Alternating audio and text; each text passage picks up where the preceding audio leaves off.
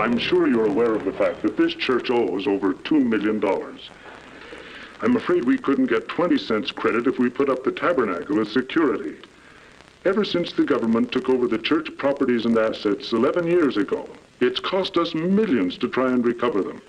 And still we haven't succeeded. Now, I don't want to appear to be an alarmist, President Snow, but with this indebtedness, the church is truly in bondage. Now, for instance, these notes are due and payable. Some are past due. And the end is not in sight. That's true, Brother Gage. The end is not in sight. Brethren, no one realizes the financial distress we are in more than I. But at present I am at loss as to what to do.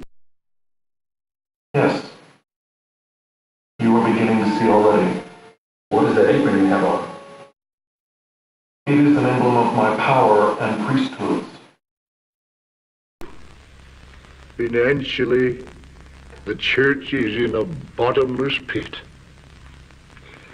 In the very depths of poverty.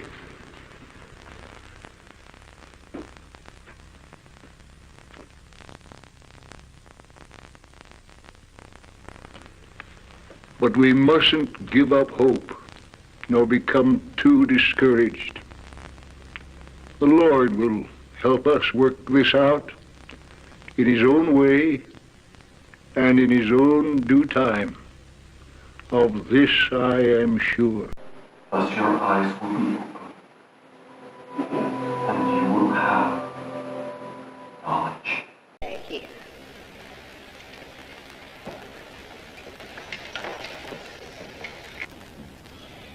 My brothers and sisters, I feel to sympathize with all of you because of the drought conditions. On the journey here from Modena, we couldn't help but see the dead and dying cattle, the dried up streams.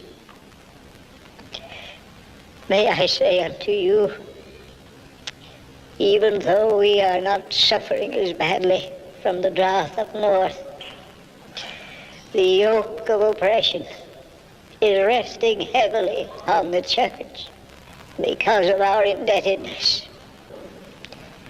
During the past year, it became necessary to issue bonds. But brothers and sisters, this is not the real answer. The church must find some other way to pay its bills. We must find a permanent solution to our financial problems. Now, I don't know exactly why the Lord has called me to St. George. But I know He has called me here for a special purpose, for a reason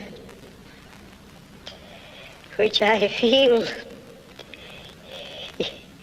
He will bless us if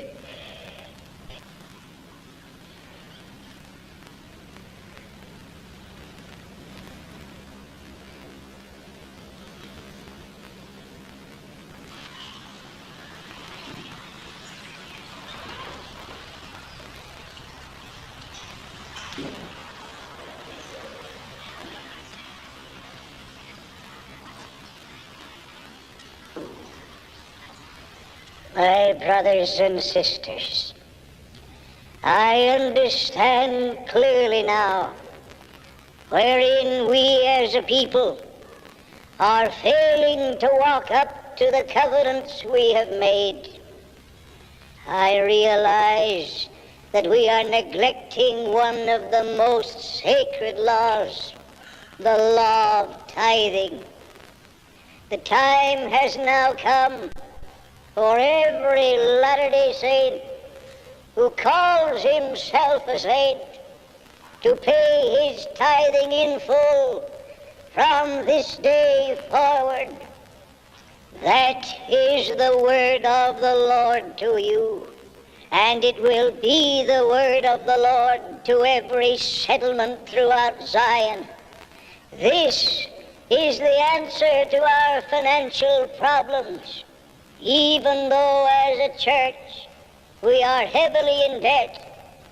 I say unto you that if this people will pay a full and honest tithing, the shackles of indebtedness will be removed from us, and we will yet become a prosperous people. Listen to what the Holy Scriptures say on the subject. Will a man rob God? Yet ye have robbed me. But ye say, wherein have we robbed thee? In tithes and offerings. Ye are cursed with a curse, for ye have robbed me, even this whole nation. Bring ye all the tithes into the storehouse, that there may be meat in mine house. And prove me now herewith, saith the Lord of hosts, if I will not open you the windows of heaven, and pour you out a blessing, that there shall not be room enough to receive it. And I will rebuke the devourer for your sakes, and he shall not destroy the fruit of your ground, neither shall your vine cast her fruit before the time in the field, saith the Lord of hosts.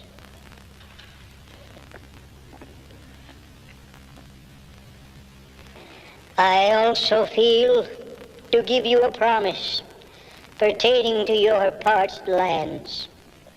If you people here will observe this law, if they do not walk up to every covenant they make, that these altars in this temple this day,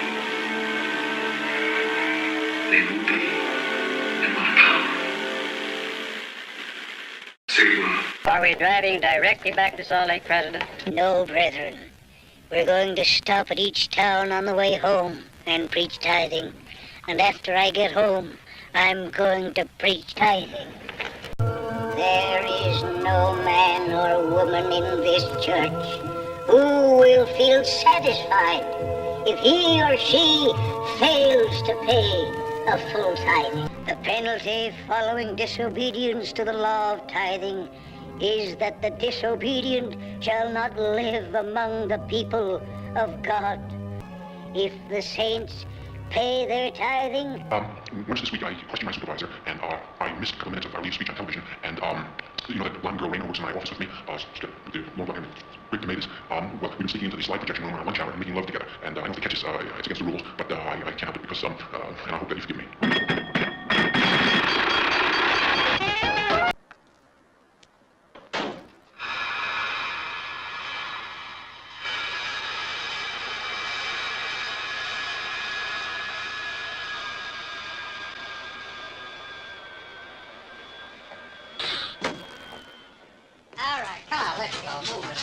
Let's go. I don't have all day. Come on, come on. There's your new home.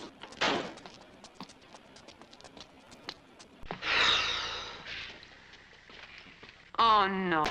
What's your name? Milo. The alien authorities are seeking is still at large.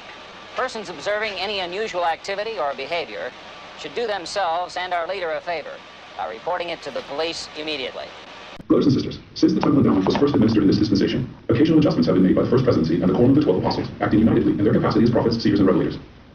Upon seeking the will of the Lord and after solemn prayer in the upper room of the Salt Lake Temple, the Lord has again revealed inspired adjustments to the temple ceremonies. These adjustments, which you will notice during your worship experience in the temple today, will bring harmony to the way men and women make covenants with God.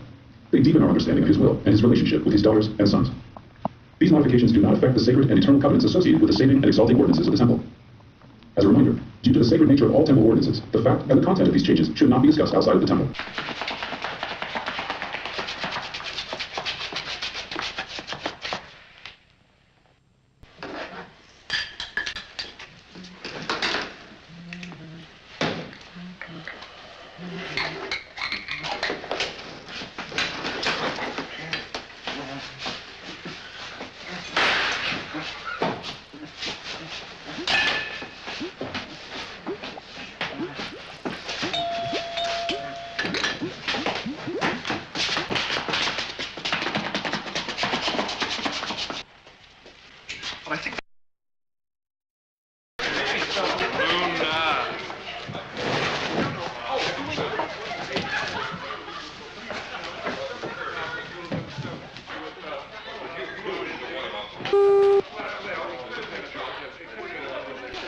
Here it is.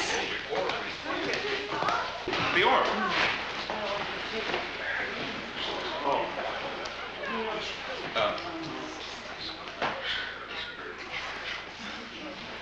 Milo.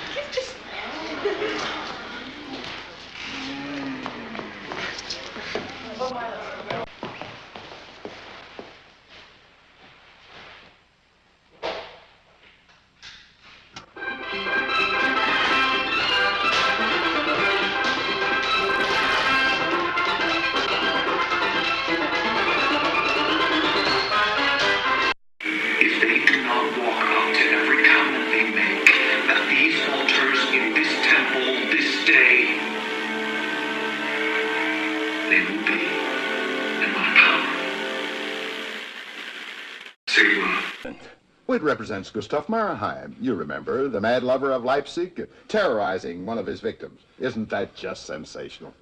Dark clouds gathering on the psychic horizon. That's preposterous. A twitch in the thumb, a nerve or a muscle, probably. And you psychiatrists start making a federal case out of it.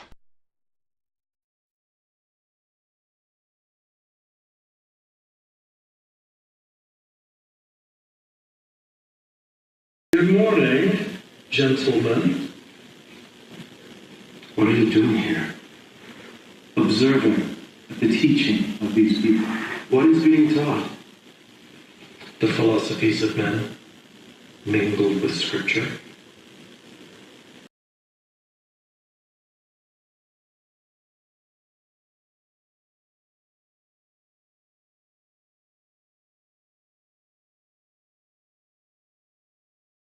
Are we driving directly back to Salt Lake, President? No, brethren. We're going to stop at each town on the way home and preach tithing. And after I get home, I'm going to preach tithing.